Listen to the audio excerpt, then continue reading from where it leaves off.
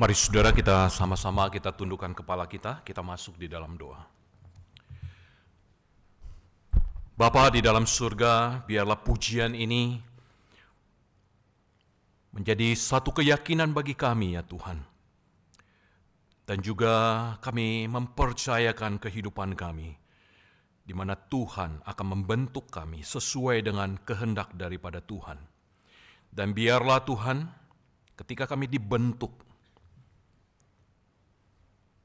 kami diperbaharui, kami menjadi yang baru ya Tuhan. Dan walaupun kami tahu, mungkin sakit, mungkin ketidakenakan yang akan kami rasakan Tuhan. Tetapi kami percaya ada satu jaminan yang Tuhan berikan kepada kami. Terima kasih Tuhan, biarlah pada pagi hari ini ketika kami sekali lagi membuka, membaca, dan merenungkan akan kebenaran firman-Mu. Kami percaya Tuhan, ada sesuatu yang ingin Tuhan sampaikan kepada kami.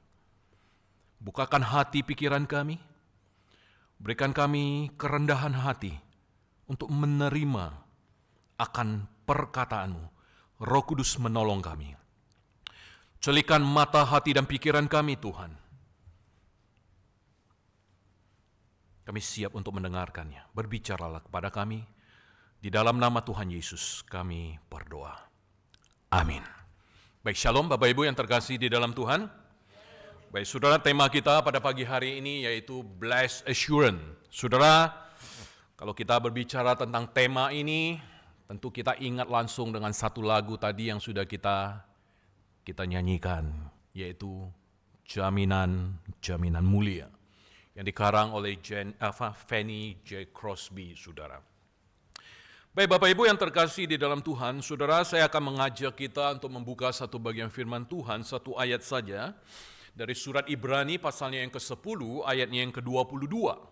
Saya akan membacakan bagi Bapak Ibu sekalian, Bapak Ibu bisa menyimaknya. Karena itu marilah kita menghadap Allah dengan hati yang tulus ikhlas, dan keyakinan iman yang teguh. Oleh karena hati kita telah dibersihkan dari hati nurani yang jahat, dan tubuh kita telah dibasuh dengan air yang murni. Baik, demikian ayat yang kita baca. Nah, saudara yang terkasih di dalam Tuhan, saudara, pertanyaan yang seringkali dipertanyakan, baik itu mereka yang di luar kekristenan atau mereka yang belum percaya ataupun mereka yang sudah percaya. Saudara, biasanya pertanyaan yang sering dipertanyakan itu apa Bapak Ibu? Tentu banyak pertanyaan-pertanyaan yang bisa dipertanyakan. Tetapi saudara, ada satu pertanyaan yang mungkin seringkali dipertanyakan dan mungkin juga kita mempertanyakan itu.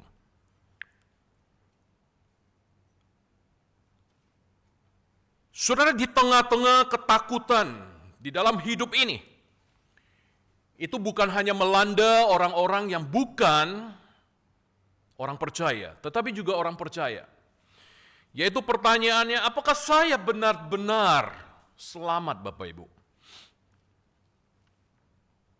Kalau hari ini pertanyaan ini pun dipertanyakan kepada Bapak Ibu sekalian, apakah Bapak Ibu yakin kalau saudara ini pasti akan selamat? Oh, pasti dong.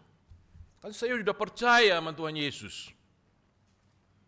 Kan saya sudah memperingati kemarin, beberapa minggu yang lalu Bapak Ibu, kita memperingati Jumat Agung, kita memperingati Paskah. Nah, itu satu pertanyaan. Dan mungkin pertanyaan yang lain, apakah Tuhan masih bersama saya ketika saya dalam keadaan, dalam situasi, dalam posisi yang gagal? Nah, saudara, pertanyaan-pertanyaan ini menjadi pertanyaan-pertanyaan yang kita pertanyakan di dalam keraguan-raguan kita, bukan? Hari ini, saudara, ketika dunia diperhadapkan kepada situasi yang tidak menentu, saudara, 2 minggu kita diberikan nafas lega oleh janji Donald Trump, Bapak Ibu. Gencatan senjata, betul? 2 minggu. Habis 2 minggu?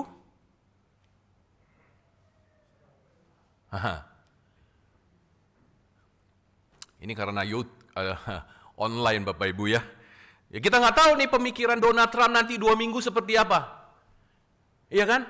Nggak ada garansi, nggak ada jaminan bahwa pertikaian ini akan selesai. Damai-damai saja, fine-fine saja. Nggak ada Bapak Ibu. Nggak ada satu jaminan itu bagi kita.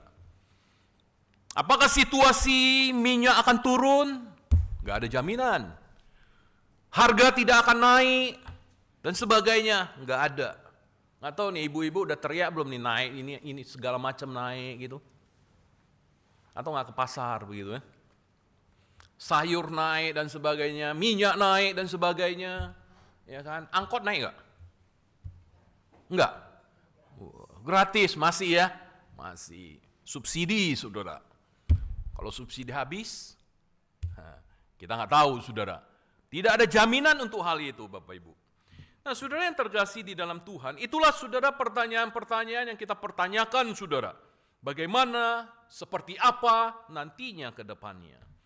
Nah saudara ketika kita membaca ayat ini di dalam Ibrani 10 ayat 22, saudara sedikit kita melihat daripada latar belakang kitab ini bahwa penulis Ibrani, dia berbicara saudara kepada siapa? Kepada orang Kristen Yahudi Bapak Ibu. Kalau kita tahu bahwa orang Kristen Yahudi ini sangat memahami tradisi Yahudi. Hukum Taurat, sistem peribadatan di bait Allah, mereka hafal, tahu banget. Yang pada waktu itu kondisi mereka adalah sedang mengalami yang namanya penganiayaan, godaan untuk kembali kepada sistem yang lama. Sistem yang lama kalau kita melihat di dalam perjanjian lama harus ada apa? Korban. Ya, kurban hewan. Dan mereka merasa seakan-akan bahwa mereka jauh dari Tuhan, saudara. Tuhan jauh dari mereka. Nah, saudara, harapannya adalah supaya mereka tidak berpaling daripada Tuhan. Nah, saudara yang mengatakan bahwa Ibrani 10 ayat 22 ini merupakan pintu gerbang, saudara, untuk masuk di dalam hadirat Tuhan. Kenapa? Karena dikatakan Yesus adalah imam besar kita. Kalau Yesus adalah imam besar kita, maka saudara dan saya, kita tidak lagi berdiri di luar ya, daripada bait suci yang dengan ketakutan, saudara. Melainkan ada satu jaminan, saudara dan saya kita diundang untuk masuk ke dalam ruang Maha Kudus itu. Kenapa? Karena imam besar itu ada di dalam, saudara. Nah, saudara yang terkasih di dalam Tuhan, mari saya mengajak kita untuk kita melihat, saudara, di dalam ayat ini, saudara. Menarik sekali. Saudara, pertanyaan kepada kita, saudara, apa penghalang terbesar ketika kita datang kepada Tuhan?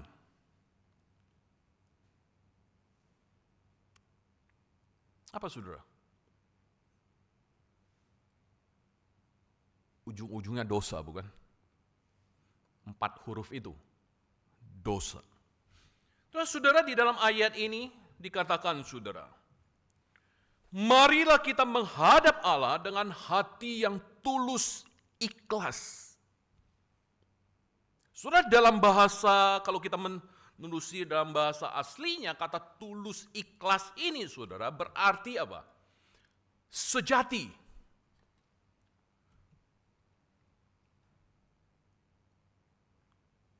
Tanpa campuran. Atau tidak palsu, saudara. Jadi saudara, penghalang terbesar ketika kita datang kepada Tuhan, kepada Dia itu adalah ketidakjujuran. Aletinos, yaitu tulus, ikhlas. Enggak palsu, saudara. Sejati. Enggak ada campurannya itu. Nah, saudara, saya mencoba. Kira-kira bagaimana menggambarkan ini? Saudara pernah minum air jeruk kan ya? Nah, saudara lebih suka air jeruk yang murni atau yang sudah campur? Murni lebih mahal lah. Ya kan? Pasti dong, murni lebih mahal. Nah, saudara, saya mau mengajak satu orang untuk membedakan. Apakah dia bisa membedakan ini murni atau tidak? Ya, murni atau tidak Bapak Ibu. Saya sudah nyiapkan Bapak Ibu. Ya, saya sudah nyiapkan. Nah, ini ada 2 Bapak Ibu. Nah, karena Billy sudah berjeri lelah main piano, jadi saya memberikan kesempatan kepada Billy. Kepada? Oh, Chihuahua mau? Ayo Bill, silakan Bill. Bill, ayo Bill, silakan Bill. Kamu haus kan Bill?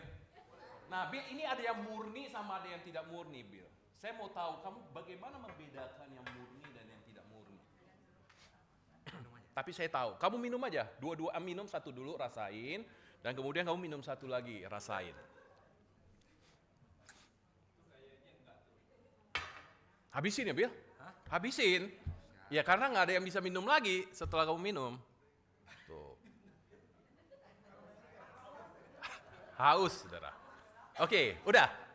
Berhenti sebentar, rasain. Ya, lumayan. Oke, silakan yang satu nih, lanjutkan.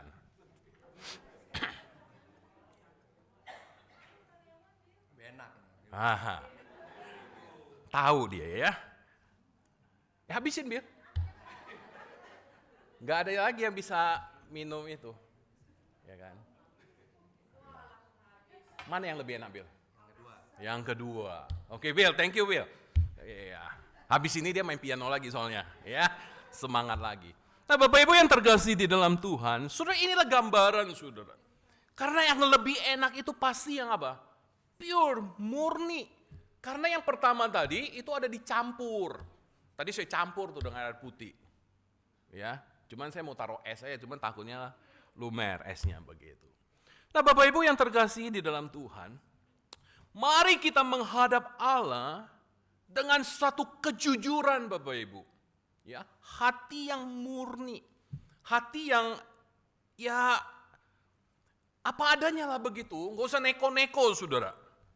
Ya, kita berusaha menutupi diri kita dengan topeng untuk datang kepada Tuhan. Kalau saya datang kepada Tuhan harus begini loh. Kalau saya datang kepada Tuhan harus ya suci, baik dan sebagainya. Kalau saudara udah suci baik, nggak usah lagi datang kepada Tuhan. Karena saudara udah suci, udah baik. Ya kan? Nah, Bapak Ibu yang terkasih di dalam Tuhan, saudara menarik saudara ketika kita menyanyikan lagu tadi, jaminan mulia, blessed assurance. Atau diterjemahkan ku berbahagia. Ya, ada versi yang lain menerjemahkan itu. Nah, saudara tahu sebenarnya saudara, bagaimana lagu ini diciptakan oleh Fanny J. Crosby. Ya kan, dengan melalui sebuah kondisi daripada dirinya yang adalah ya buta secara fisik, namun dia punya saudara penglihatan rohani yang luar biasa. Dan tentu pertanyaan kita, dari mana penglihatan rohani yang dia miliki? Meskipun dia buta secara fisik oleh situasi keadaan yang dia tidak mengharapkan itu terjadi. Itu karena keteledoran daripada medis ketika dia berusia 6 minggu. Yang akhirnya membuat dia matanya menjadi buta. Nah, Bapak Ibu yang terkasih di dalam Tuhan, Fanny J. Crosby merasa dia memiliki penglihatan spiritual, saudara, yang tajam. Satu penglihatan spiritual yang tajam. Bagi dia, apa yang dia alami, kebutaan yang dia alami, ini bukanlah hukuman Tuhan. Tetapi ini merupakan satu cara Tuhan agar dia bisa melihat lebih fokus kepada hal-hal yang surgawi. Nah, saudara, Fanny J. Crosby dia pernah berkata dengan satu kalimat yang sangat terkenal, jikalau bisa memilih, saya lebih memilih untuk tetap buta, saudara. agar wajah pertama yang saya lihat oleh mata saya ketika mata saya atau saya meninggal adalah wajah Sang Juru Selamat. Nah, saudara, lagu ini mengalir begitu saja sebagai ungkapan syukur dia atas keselamatan yang dia rasakan, mencerminkan ketenangan hati dia di tengah-tengah keterbatasan fisiknya, saudara. Saudara, dia tidak menyangkali dan dia tidak memungkiri bahwa kondisi dia seperti itu, saudara. Saudara, ini pengalaman dari kecil yang begitu sulit yang dia alami. Kehilangan ayah dari kecil, dibesarkan oleh neneknya. Ya, saya nggak tahu, saudara, bagaimana riwayat ketika dia dibesarkan oleh neneknya yang dikatakan taat, saudara.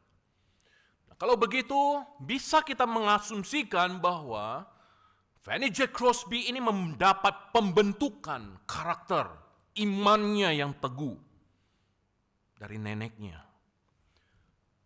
Kenapa bisa dikatakan demikian? Karena dari sejak kecil, saudara, neneknya itu selalu membacakan Alkitab, mendeskripsikan keindahan alam kepada dia. Karena dia buta, saudara. Dia hanya bisa membayangkan di dalam pikirannya. Karena dia tidak bisa melihat. Yang kemudian menjadi satu inspirasi bagi dia, lirik-lirik yang sangat visual sekali. Yang dia tulis di dalam karangan-karangan lagunya. Yaitu seperti bayangan surga, visions of rapture dalam lagunya itu. Nah, saudara, di dalam keterbatasan dia mengakui itu. Bahwa inilah dia. Saudara, jaminan mulia. Ketika Fanny J. Crosby dia menulis ini ketika dia bertemu dengan temannya dan kemudian temannya lagi membetulkan alat musik dan sebagainya, dan kemudian temannya bertanya kepada dia, lirik lagu apa kira-kira, kata-kata apa yang cocok, dan kemudian dia langsung berkata, Blessed Assurance, dan akhirnya lagu itu pun terjadi. Nah, saudara, jaminan mulia, saudara, bukanlah tentang perasaan, ya, yang up and down, naik turun, Bapak Ibu. Tetapi ini adalah merupakan janji Allah yang tidak berubah bagi mereka yang tetap yakin dan percaya, yang tak tergoyahkan oleh situasi kondisi apapun. Itulah yang diyakini oleh Fanny J. Crosby, saudara. Kalau kita menilik di dalam lagu kata demi katanya di dalamnya itu. Nah, saudara, kita dibawa, saudara. Apakah kita benar-benar merasa bahagia dan yakin saat menghadap Tuhan? Atau mungkin kita seringkali takut, kita ragu, dan merasa kita ini nggak layak. Kenapa? Karena seringkali saudara kita datang menghadap Tuhan, seperti di awal saya mengatakan, kita ini dengan topeng dan kita merasa kita harus terlihat suci. Dan kita datang di hadapan Tuhan, kita harus menggunakan bahasa-bahasa yang puitis ketika kita berdoa. Atau menyembunyikan dosa tertentu supaya kita layak di hadapan Tuhan. Saudara, dalam hal ini, saudara, kita ini sebenarnya enggak jujur, Bapak Ibu. Kita tidak jujur. Kita tidak, ya apa adanya lah. Nah, saudara yang terkasih di dalam Tuhan, saudara, semua kita di sini tidak ada yang tidak pernah ke dokter. Benar nggak? Ada yang nggak pernah ke dokter seumur hidupnya sampai sekarang? Ada yang sering ke dokter? Oh, banyak nih. Saudara, saya mau tanya, saudara, dokter ini sebenarnya tahu nggak saudara sakit apa? Hah? Hei ibu, apa kabar? Apa keluhannya? Ya udah tahu, udah jelas dia nggak tahu kok. Karena dia mau nanya sama saudara. Apa keluhannya? Sakitnya apa? Apa yang dirasakan? Nah, Bapak Ibu yang terkasih di dalam Tuhan, nah kalau saudara ke dokter, dokter tanya, saudara sakit apa? Enggak dok, saya nggak sakit apa-apa. Ya, saya baik-baik aja. Kalau gitu, lu ngapain nyari gue? Kata dokternya. Iya kan? Sakit apa, keluhannya apa. Saudara, kalau dokter bertanya kepada saudara, saudara jujur atau enggak? Jujur dong, iya kan? Kalau saudara berbohong dengan kondisi tentang rasa sakit saudara, karena malu dok saya mau ngomong. Saya sakit ini tapi ya malu dok mau ngomong sama dokter. Ya mendingan lu gak usah ke dokter kali. Iya kan? Nah saudara, kesembuhan dimulai saat Anda berkata, dok, ini bagian saya di sini yang sakit. Nah saudara, ketika kita menghadap Allah dengan hati yang tulus, berarti kita berani berkata, Tuhan, saya ini sedang marah. Tuhan, saya ini sedang gagal. Tuhan, saya ini sedang ragu. Tuhan, saya ini sedang tidak berdaya. Saudara, mari kita melepaskan, saudara, topeng religius kita. Saudara, ada tidak Tuhan itu tidak bisa, saudara. Ya mungkin aja sih bisa, saudara. Ya. Tapi apakah dengan sosok pribadi yang palsu yang kita tampilkan, kira-kira Tuhan itu memberkati kita enggak ya?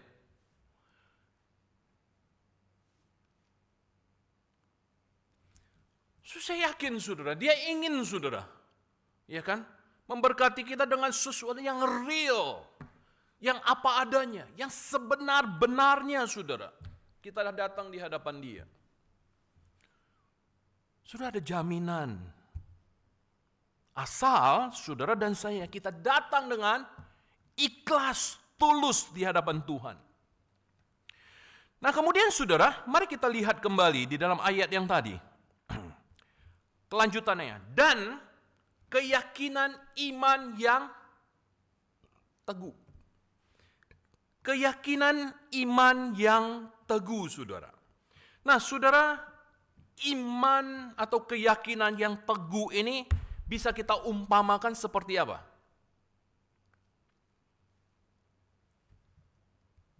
Bisa kita umpamakan seperti apa, saudara?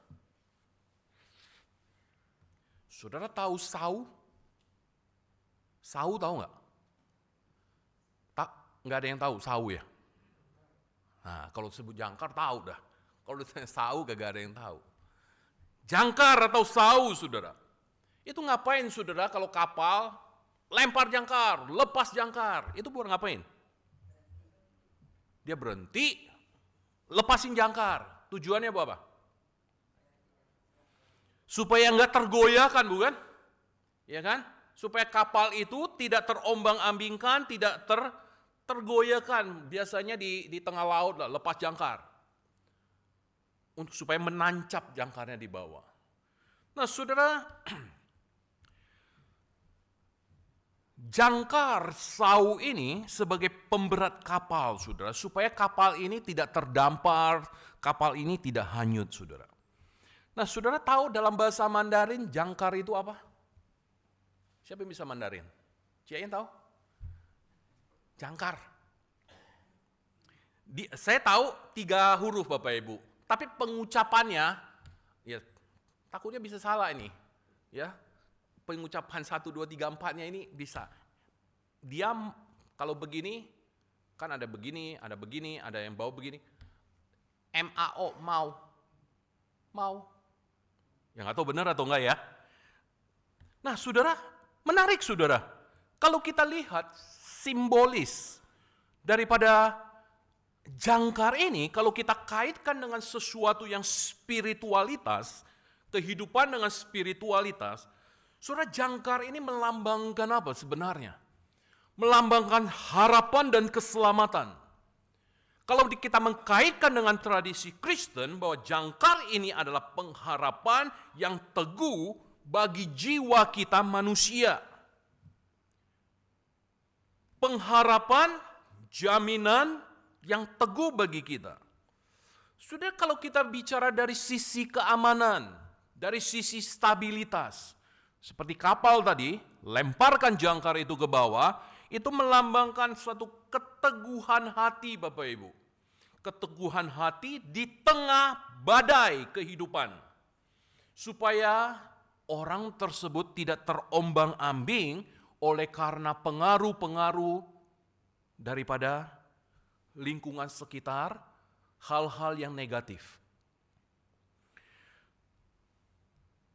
Nah, saudara, ternyata jangkar ini pun menjadi kesetiaan dan akar.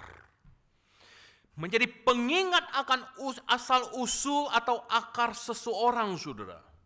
Agar dia tetap berpijak kuat pada prinsipnya. Nah, saudara yang terkasih di dalam Tuhan, dan keyakinan iman yang teguh. Nah, saudara, ini adalah satu kepastian penuh, satu kepuasan yang total. Atau kalau kita terjemahkan, ketika kita bicara tentang keselamatan, ini bukan bicara mudah-mudahan, Bapak Ibu. Tidak ada kepastian. Tetapi ini berbicara tentang saya tahu saya selamat. Itu, saudara, pleroporia, keyakinan yang teguh, dan saya tahu saya selamat. Saudara, ada yang tahu enggak, kalau saudara pulang ke Gading, saudara tidak yakin saudara akan sampai di Kelapa Gading? Pak Banda, Ibu Tuti, Cisin, ini yang di Gading nih. Pulangnya ke Gading kan ya? Yakin percaya enggak akan sampai di Gading? Hah? Sampai. Kenapa yakin sampai? Hah? Tahu jalan kan? Tahu jalan? Oke. Rutenya tahu kan? Lampu merahnya tahu? Belok kemana-kemananya tahu? Yang paling penting, saudara, dia tahu rumahnya di mana. Jangan ke Kelapa Gading tapi tidak tahu rumahnya di mana, saudara.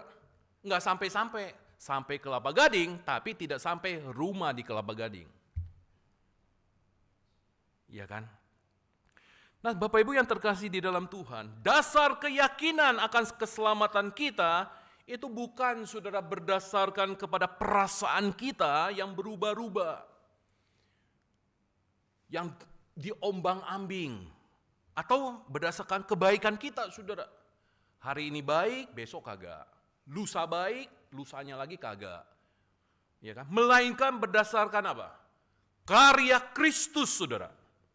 Karya Kristus yang sudah mengorbankan nyawanya di atas kayu salib.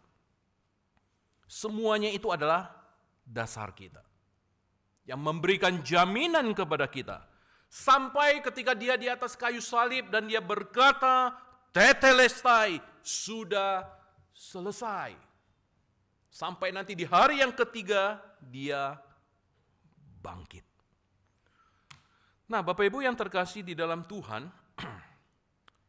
saudara, saya mengajak kita. Saudara, perhatikan, saudara, yang dikatakan oleh Tuhan Yesus di akhir ketika dia mengatakan sudah selesai. Sudah bayangkan kalau sampai pada waktu itu Yesus tidak mengatakan sudah selesai. Saudara, apakah ada jaminan bagi kita, saudara? Di dalam penebusan dosa kita. Saya coba renungkan, saudara. Nah, saudara, saya coba lihat ke dalam bahasa Mandarin sekali lagi. Sudah selesai kalau dalam bahasa Mandarin apa? Hah? Jesu. Kata itu bukan yang dipakai itu, Bapak Ibu. Cengle. Itu kata yang dipakai. Arti harafiahnya, sudah jadi. Sudah terlaksana. Sudah terpenuhi. Nah, ini diterjemahkan di dalam Chinese Union Version, Alkitab dalam bahasa Mandarin. Nah, di dalam bahasa Alkitab itu dikatakan memiliki kedalaman makna yang serupa dengan kata Yunani itu, tetelestai. Yaitu penggenapan nubuat, saudara. itu sudah dinubuatkan dan ini menjadi nyata dan berhasil. Nah, surah ini menekankan misi Yesus untuk menebus dosa manusia itu telah berhasil dia tuntaskan sesuai dengan rencana daripada Allah. Nah, saudara, kalau kita bicara dalam hal pelunasan dan sebagainya, ini sudah lunas. Gak ada lagi utang.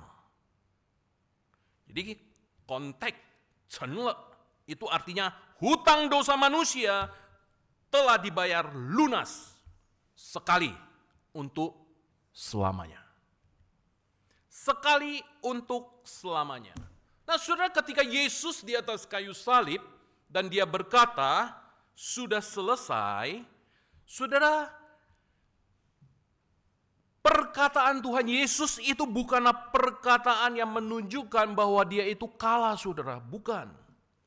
Walaupun perkataan ini dia ucapkan ketika dia menjelang kematian di atas kayu salib. Saudara, ini bukan tanda menyerah, bukan. Tetapi ini merupakan seruan kemenangan bahwa penyelamatan itu telah sempurna. Tugas, pekerjaan, penyelamatan yang dia lakukan itu sempurna dan selesai. Saudara, saya mengajak kita lihat cuplikan video ini, Bapak Ibu.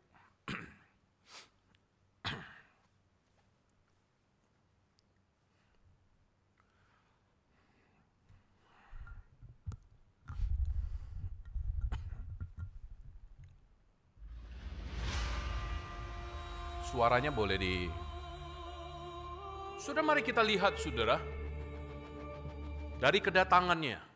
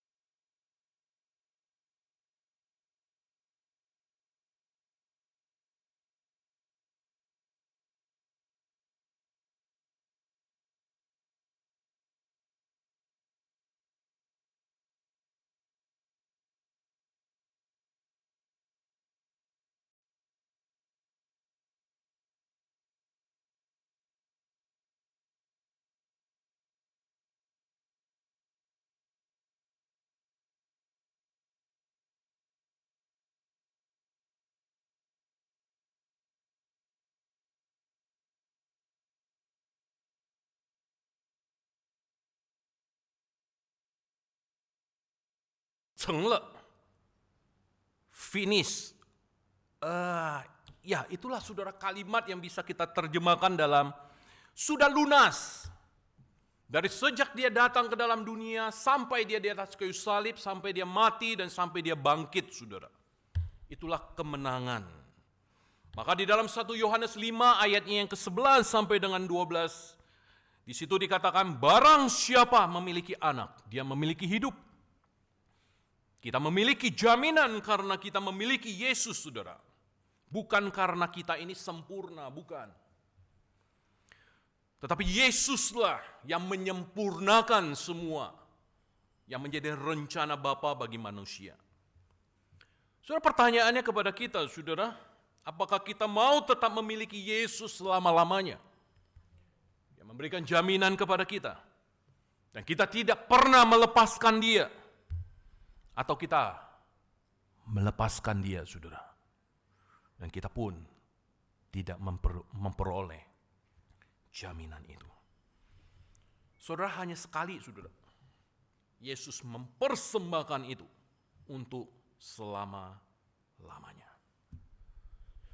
Saudara, saat kita duduk di kursi yang kuat, Bapak Ibu duduk di situ, di kursi, apakah Bapak Ibu bertanya-tanya ke sebelah kiri kanan di dalam diri saudara, kira-kira kursi ini akan patah nggak ya kalau saya duduk terus begitu?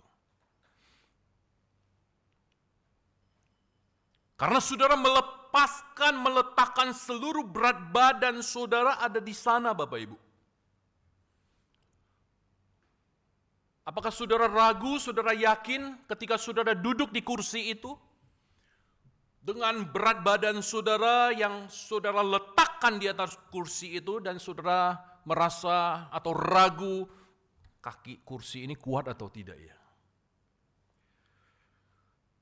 Saudara, iman yang teguh adalah ketika kita meletakkan seluruh berat dosa masa depan kita di atas daripada janji Kristus, saudara.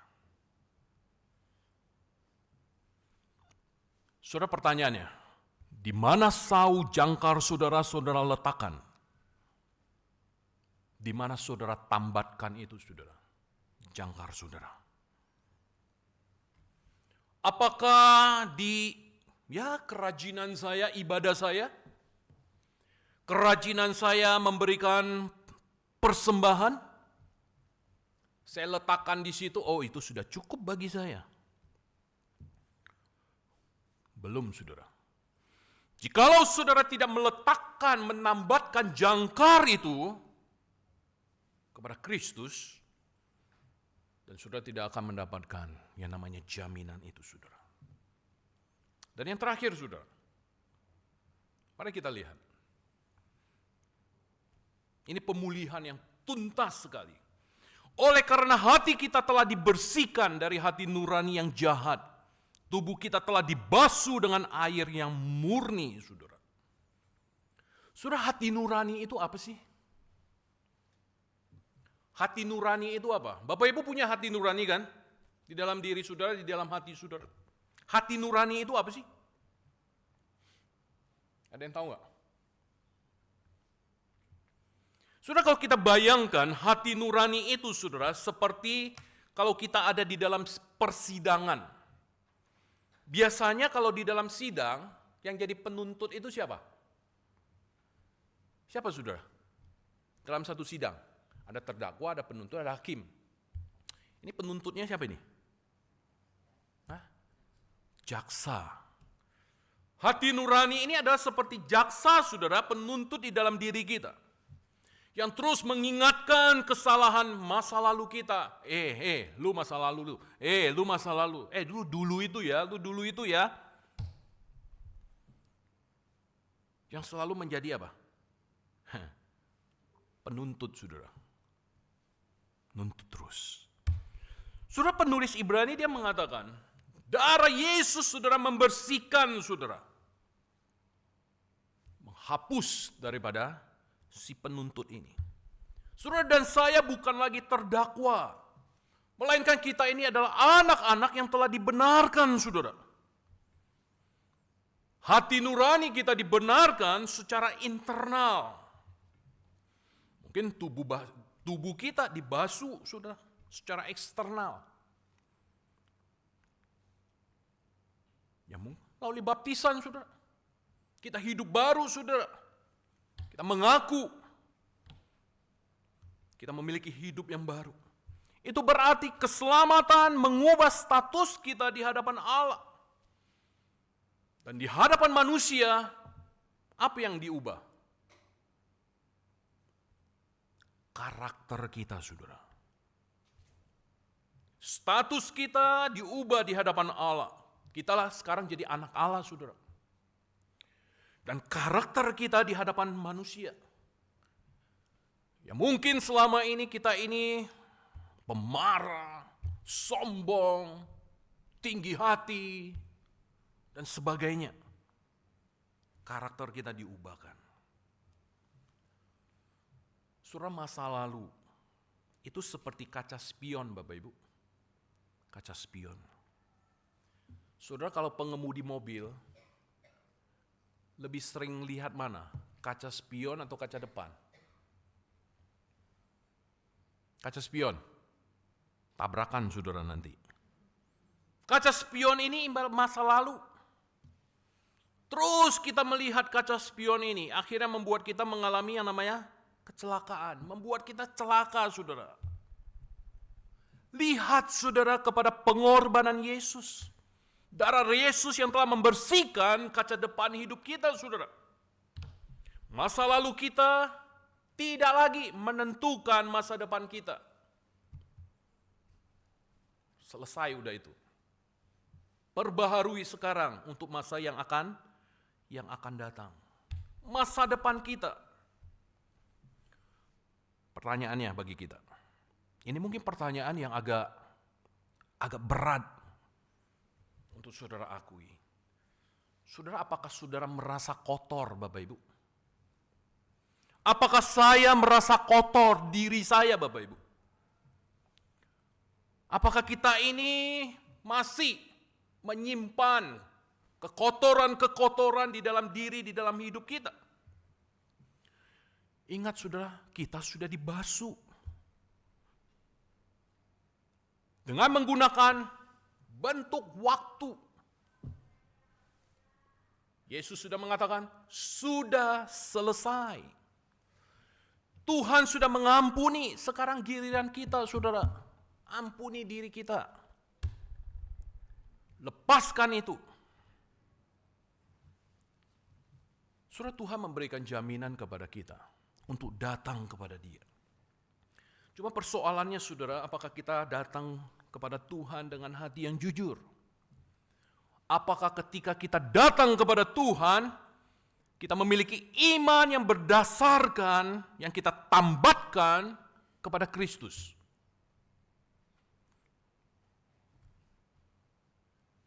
Dan hidup kita, identitas kita sebagai anak Tuhan itu sudah dipulihkan, Bapak Ibu.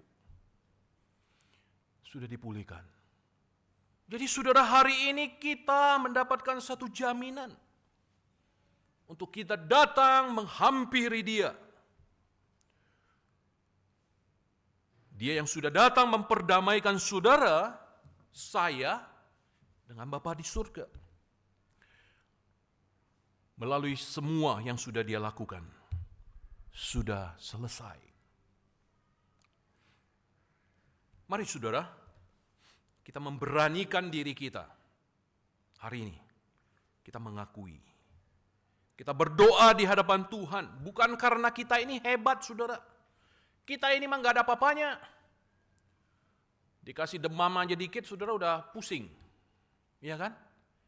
Badan mau segede gajah pun, kalau udah dikasih demam, dikasih flu, tepar, saudara.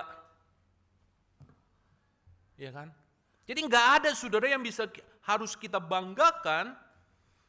Nah, kita merasa hebat, saudara. Karena kita punya yang jauh lebih hebat, yaitu Yesus yang adalah imam besar yang luar biasa, saudara. Yang telah memberikan jaminan kepada setiap kita yang percaya kepada Dia. Yang menambatkan jangkar kita kepada Dia, saudara. Itu, apakah Bapak Ibu yakin dan percaya? Kalau saudara yakin dan percaya, berarti saudara mendapatkan jaminan itu. Mari kita datang, kita menghampiri Dia, seperti yang dikatakan di dalam Ibrani 10 ayat 22. Dengan hati yang tulus, satu keyakinan, iman yang teguh kepada Kristus. Karena saudara dan saya sudah diperbaharui hidup kita. Tuhan memberkati Bapak Ibu sekalian. Mari kita tundukkan kepala kita berdoa bersama-sama. Bapa di dalam surga, terima kasih, kami bersyukur kepadamu ya Tuhan. Pada pagi hari ini, terima kasih untuk perenungan di mana Tuhan sudah berbicara kepada kami. Kami tidak luput daripada kesalahan. Kami tidak luput daripada dosa, kekeliruan-kekeliruan yang kami lakukan di dalam kehidupan kami, Tuhan. Tetapi seringkali kami berusaha menutupi semua itu.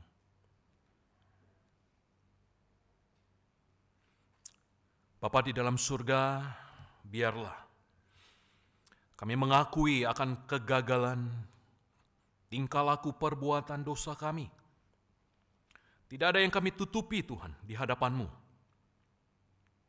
Dan kami berpegang pada keyakinan teguh kami, iman kami kepada Engkau, Kristus, yang sudah menggenapkan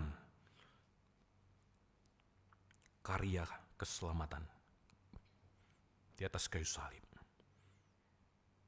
Dan memberikan jaminan kepada kami, Tuhan, hidup kami diperbaharui, hidup kami menjadi baru kembali. Bukan hanya di hadapan Tuhan, tetapi kami pun memiliki karakter yang berkenan di hadapan Tuhan dan juga di hadapan manusia.